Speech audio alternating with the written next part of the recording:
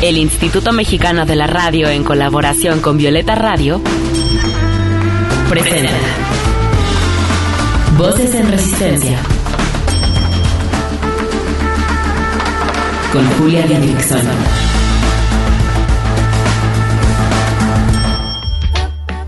En esta lucha, queremos que las voces de las mujeres se escuchen cada vez más fuerte y en más espacios, que sus resistencias se compartan, se sumen y se colectivicen.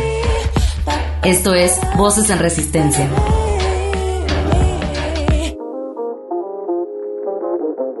El amor ha existido siempre. Es una experiencia humana presente a lo largo de la historia de la civilización y a lo largo de la vida de cada persona.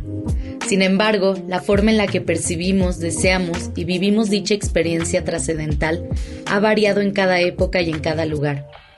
La cultura amorosa en la historia de la humanidad se ha transformado lentamente, retomando elementos de su pasado, pero siempre adaptándose al contexto presente. Nuestra idiosincrasia contemporánea con respecto al amor no es la excepción. Las relaciones amorosas que vivimos en la actualidad se basan en mitos nacientes de siglos pasados que mantuvieron a las mujeres subordinadas a los hombres a través del amor. Mitos que siguen influenciando nuestros deseos y nuestras relaciones. En este episodio analizaremos de dónde viene ese modelo de amor que vivimos en la actualidad, llamado amor romántico. Voces en Resistencia. Bienvenidas todas a un nuevo episodio de Voces en Resistencia con su conductora de siempre, Julia Didrikson. ¿Cómo están? Pues me encuentro con Sol Reyes, una vieja amiga, historiadora feminista, que algunas de ustedes la conocerán como Fresatánica. Mi querida Sol, ¿cómo estás? Y qué gustísimo tenerte nuevamente en Voces en Resistencia. Hola Julia, muchísimas gracias por la invitación y para mí es todo un gusto siempre estar aquí en Voces en Resistencia. Ay amiga, es que sí me emociona compartir este episodio en particular contigo porque pues hace mucho no hablábamos y deseaba abordar este tema obviamente con una historiadora porque pues como vimos en la intro, el modelo de amor que vivimos en la actualidad retoma elementos de siglos pasados. Así que, ¿qué te parece si nos vamos directo a la Europa medieval para hablar sobre el amor cortés? ¿Cómo se amaba en la Edad Media y qué influencia tiene en nuestra actualidad? Pues bueno, esta parte es algo muy interesante porque justamente si nos ponemos a rasparle un poquito en el cómo entendemos actualmente el amor y el cómo esperamos o tenemos ese deseo a futuro de casarnos y de tener una gran familia, mucho de esto viene de la literatura romántica. Se cree que estas ideas empiezan a surgir en el siglo XII por trovadores franceses y justamente, inclusive de esta época, viene como esta idea por excelencia del amor romántico que es Romeo y Julieta. Y en estos momentos el amor se experimentaba como un deseo carnal incontenible. A esto me refiero como a la forma en la que se empiezan a relacionar hombres y mujeres principalmente. También aquí hay que poner como un punto de que evidentemente se respetaba lo que era la heteronorma o que aquí principalmente surge lo que es esta heteronorma y el amor se experimentaba a través del deseo del otro, pero a través de la idealización. Mucho de lo que hacía esta literatura como del amor cortés, que es así como se le llama, se le da principalmente esta carga a idealizar al otro, al verlo como el tal cual, el príncipe azul, y a verte a ti misma dentro de esos espacios, como, bueno, en el sentido de que verte a ti misma como mujer, como este objeto de deseo. Es decir, que vas a esperar que el otro luche por ti, que el otro haga todo por ti, y que a raíz de eso pueda estar como inmiscuyéndose en tu vida. Entonces, así es la forma en la que se empiezan a plantear este tipo de relaciones. También aquí es como importante señalar que esta idea como del cómo se crean estas relaciones es algo como muy nuevo para la época, porque nosotros pensamos que cuando uno se casa con alguien o cuando uno tiene una gran relación con alguien, siempre es por amor. Y en este momento, principalmente en toda esta época medieval, los matrimonios se hacían a partir de acuerdos, ¿no? O sea, no era lo que tú hicieras porque amaras a la otra persona. Y justo lo que hace esta literatura es dar la pauta para que puedas tener como esa idealización del por qué estás generando un vínculo. Sí, y vemos esto del objeto de deseo, lo vamos a ver ya a partir de ahí en todas las épocas, ¿no? O sea, incluso ahorita podemos seguir siendo las mujeres vistas como objetos de deseo y no sujetas de deseo. O sea, en todas las épocas en las que vamos a hablar, pues existe una gran diferencia, una división sexual de los roles afectivos, y nosotras pues siempre ocupamos un lugar de pasividad. Cuéntanos, pues ya después, en la edad moderna, no vamos a contextualizarlo desde la conquista de América hasta la Revolución Francesa, ahí cuáles eran los ideales del amor, cómo se transformó el amor en esa época. Pues bueno, aquí es también muy importante tomar en cuenta que el concepto que nosotros tenemos de amor o el cómo valoramos ese tipo como de relaciones, bueno, vamos a entenderlo desde la mononorma de hombres y mujeres solamente porque es cómo se construyen estas ideas, nosotros lo interpretamos a partir de nuestra modernidad, ¿no? Es decir, cuando nos comparten como este tipo de historias del príncipe y la princesa o algunos de los mitos con respecto de cómo se forma el amor, siempre lo vemos con ojos de nuestro presente.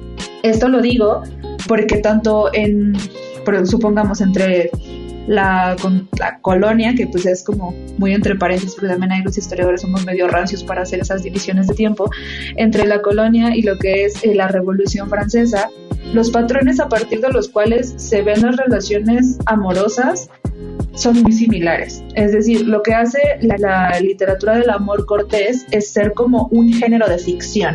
Decir que esto altera completamente la manera en la que se ama es muy complejo, porque a pesar de que existe esta literatura y se vea como una especie de ficción, no quiere decir que en la práctica se lleve tanto al terreno como de las relaciones amorosas. Para todo lo que es este periodo, siguen existiendo, o principalmente el objetivo del matrimonio o el objetivo de tener relaciones de pareja, casi siempre es por acuerdos, por conveniencia y por mantener como lazos entre dos territorios. Entonces, para este momento tampoco es como tan relevante el tú qué sientes por la otra persona. Ahora, esto no quiere decir que no existirá el amor o que no sintamos amor, sino más bien que este es un concepto a partir del cual describimos una sensación y una emoción. Pero en estos momentos, el cómo entendemos ese amor romántico sigue siendo como una especie de ficción. Es decir, o sea, no quiere decir que no te enamores de la gente, pero sí se ve como algo muy alejado o algo muy distante que poco impacta en el cómo se entienden en este caso como las relaciones de pareja. Algo interesante que sucede ya en lo que entendemos propiamente la modernidad, que ya va de la Revolución Francesa para adelante, es que se le da prioridad a los sentimientos, se le da prioridad a la subjetividad de los seres humanos. Previamente a esto, el cómo entendemos el reconocimiento como de nuestras emociones es algo que pues tiene poca relevancia, porque no es como que el individuo tenga como un centro en el cómo se desarrolla el pensamiento, pues, y a partir de lo que ya es como la Revolución Francesa o esto que entendemos como el siglo de las luces, se prioriza lo que individualmente sentimos. Entonces, hasta ese momento, de lo que ya podemos entender como moderno, ya se le da un peso especial a qué sienten las personas, cómo lo experimentan y sobre todo a explotar como el sentimiento, que propiamente es lo que llamamos como dentro de las corrientes filosóficas y artísticas el romanticismo, ¿no? Si bien esto no va enfocado en lo que es el amor tal cual, va enfocado en el explotar los sentimientos desde la individualidad. Y a partir de este momento, esta literatura de amor cortés que se tenía previamente, que al ser un producto cultural va pasando de generación en generación y de décadas en décadas, ya va teniendo como más auge, y al explotar esos sentimientos individuales de las personas, cobra sentido en el cómo nos relacionamos. Entonces aquí es interesante ver cómo esos modelos culturales, medievales, del cómo se entendía que el hombre corteja a la mujer y que tiene que darle regalos y que tiene que luchar por ella y que verla como un objeto de deseo y todas estas cosas, empieza a tener sentido en el cómo proyectamos ahora sí nuestras relaciones de pareja. Y sobre todo aquí, pues lo que se hace con esta literatura es como crear un mito muy, muy grande de lo que es la mononorma, es decir, que pues vemos la monogamia,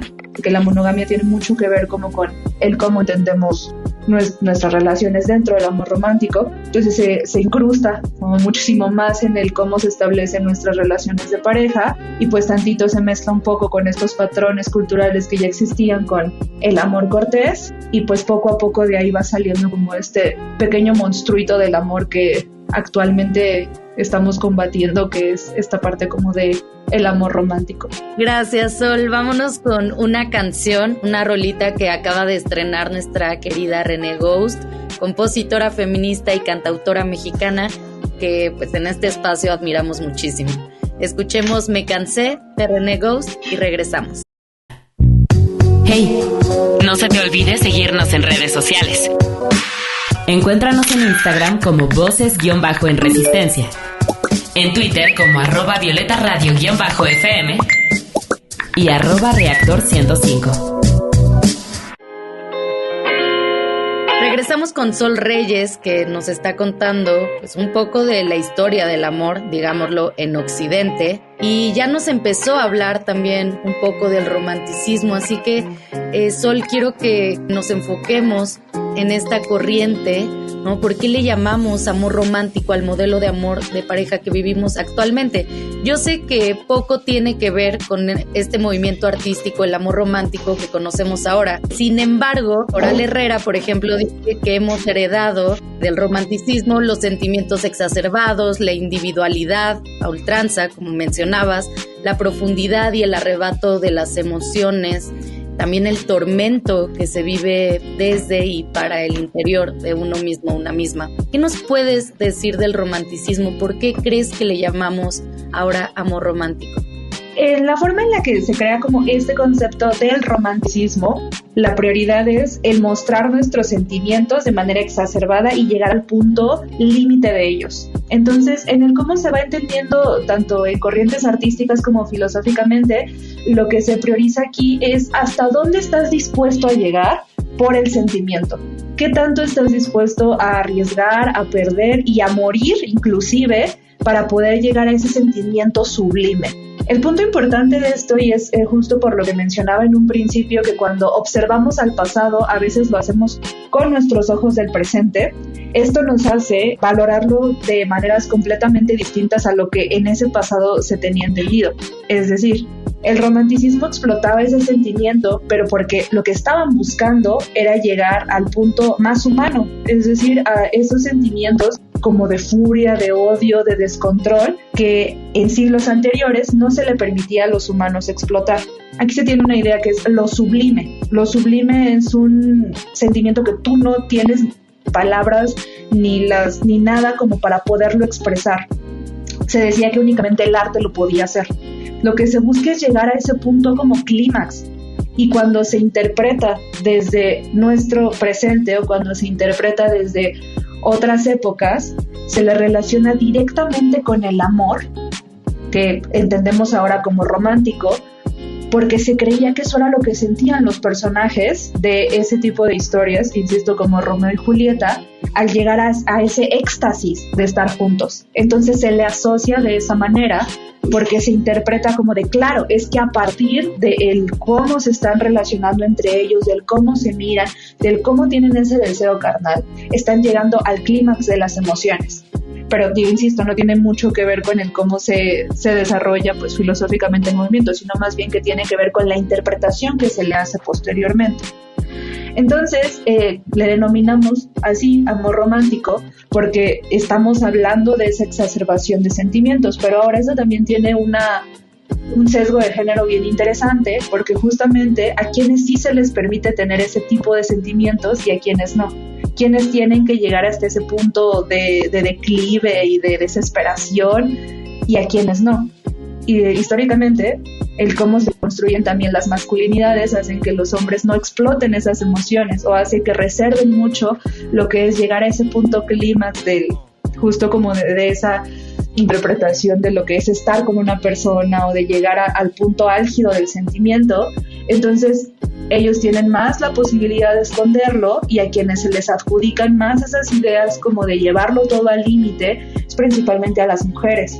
Entonces aquí llegamos como al punto en donde pues se le nombra romántico porque exacerba las emociones, pero también a quienes sí se les permite llegar hasta ese punto álgido de las emociones, pues únicamente es a los seres que consideran como emocionalmente más vulnerables, y que pues justamente son las mujeres. Sí, eso me recuerda mucho a un video que hice hace unas semanas donde decía que el intensa es el nuevo histérica, ¿no? O sea, se nos llamaba histéricas cuando pues éramos justamente sujetas de deseo y podíamos expresar abiertamente, pasionalmente, intensamente nuestras emociones, y ahora lo vemos como el adjetivo pues intensas también dice eso de nosotras, ¿no? O sea, como que y por cuestiones súper, pues creo yo, súper simples, así como eso, como ser pasionales, como que ya no se nos permite tanto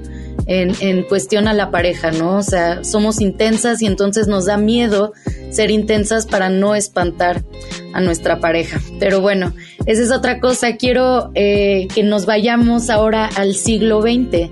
¿Qué nos puedes decir en el siglo XX cuando pues también los productos culturales de masa pues interfieren bastante en nuestra socialización amorosa? ¿Qué nos puedes decir ahí? Pues es que muchos de nuestros productos culturales, y hace poco yo lo exploraba en un curso que di sobre explicando feminismo a través de las princesas de Disney, en donde pues justamente el cómo se relegan este tipo de modelos de historias repercuten muy muy fuerte en el cómo nosotras entendemos el amor.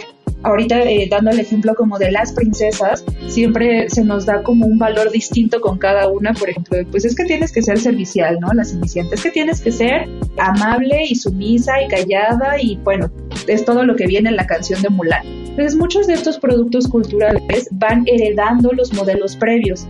Y es bien interesante ver que, por ejemplo, la estructura de lo que era, insisto, en Romeo y Julieta, de este amor súper triste y súper pasional y que es como súper monogámico también, pues son estructuras que se repiten a lo largo de la historia y que se van adaptando a otros productos porque funcionan, porque el modelo de la historia funciona para vender. Entonces también aquí ya estamos teniendo como una interacción entre el cómo entendemos ese amor, en el cómo esos productos culturales se adaptan a nuestro presente por lo fácil que es recordar las estructuras de estas historias, y también tenemos esta parte capitalista en donde pues se necesita vender. Entonces sí es algo que está cumpliendo como que todos esos checkpoints de lo que necesitan para vender, para llegarle a las masas y para hacer como pues inclusive una enseñanza como ética y moral de cómo tienes que vivir el amor, pues pega. Entonces actualmente creo que muchos de estos productos no solamente nos dan la pauta de cómo deberíamos amar, sino que nos enseñan a cómo deberíamos de sentir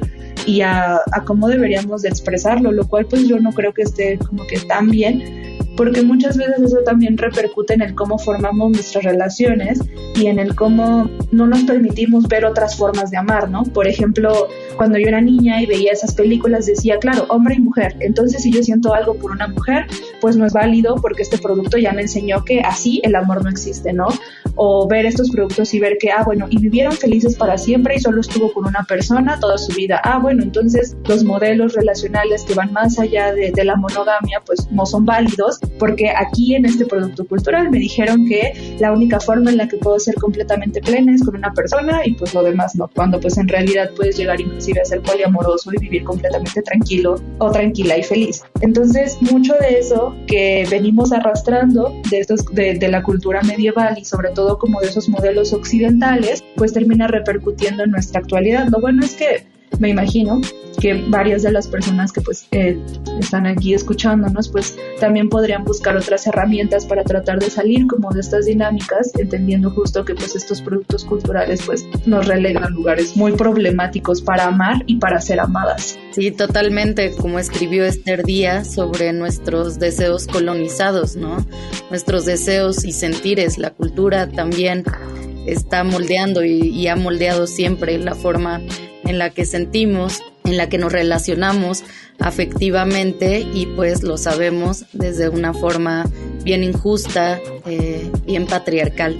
Y a todo esto, pues quiero plantear que el modelo de amor romántico para mí ya es un modelo obsoleto.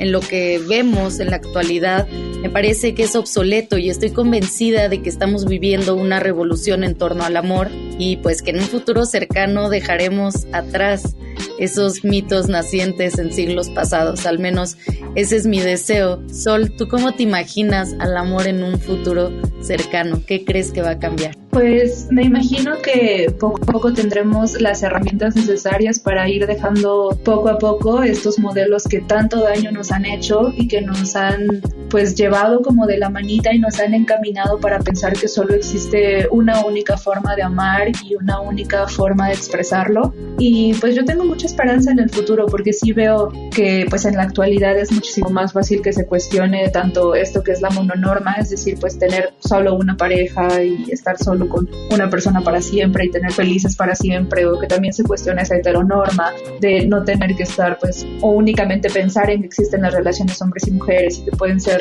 pues bastante más diversas. Entonces yo tengo mucha esperanza en días hacia el futuro y creo que poco a poco nos vamos alejando un poco más de estos modelos relacionales que venimos arrastrando desde hace muchos siglos. Sí, yo también creo que la heteronorma y la monogamia van perdiendo peso y lo vemos muchísimo en las nuevas generaciones. Entonces también siento esa esperanza y espero que nos toque vivir los frutos de esta revolución amorosa que pues gracias al feminismo estamos experimentando. Sol, cuéntanos cómo te podemos encontrar en redes sociales, cómo podemos ver tu contenido. Pues bueno, yo en todas mis redes sociales estoy como @fresatánica, en Twitter, TikTok, Instagram, donde sea.